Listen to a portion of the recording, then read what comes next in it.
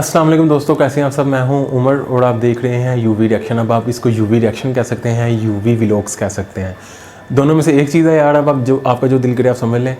तो इस व्लॉग को बनाना इसलिए ज़रूरी था क्योंकि मैं अपनी जितनी भी फैमिली है उनको ईद की खुशियों में शरीक करना चाह रहा था। जितने भी लोग मुझे देखते हैं या सुनते हैं उनको सबसे पहले मैं ये कहना चाहूँगा कि यार आप लोगों को ईद की बहुत बहुत खुशियाँ मुबारक हों। अभी बेसिकली मैं ईद के लिए इस वीडियो को रिकॉर्ड कर रहा हूँ।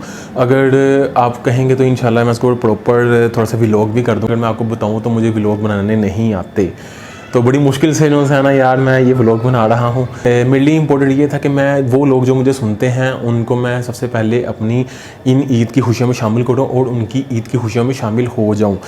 तो बाकी ये मेरा सेटअप है भाई। आज की वीडियो आपका भैया बैठ के बना रहा था तो अचानक से मुझे याद आया कि यार ईद की खुशियों में सब कुछ शरीक कर लूँ। तो ये स्पेशल वीडियो बनाई जा रही है सिर्फ आपके लिए, आप जो देख रहे हैं ना, आपके लिए आपके भाई ने ये वीडियो को बनाया है। तो चलें, बहुत बहुत ज़्यादा मुबारक हो आपको ईद की खुशियों की। वंस अगेन ईद मुबारक। अच्छा जी, सबको अस्सलाम वालेकुम।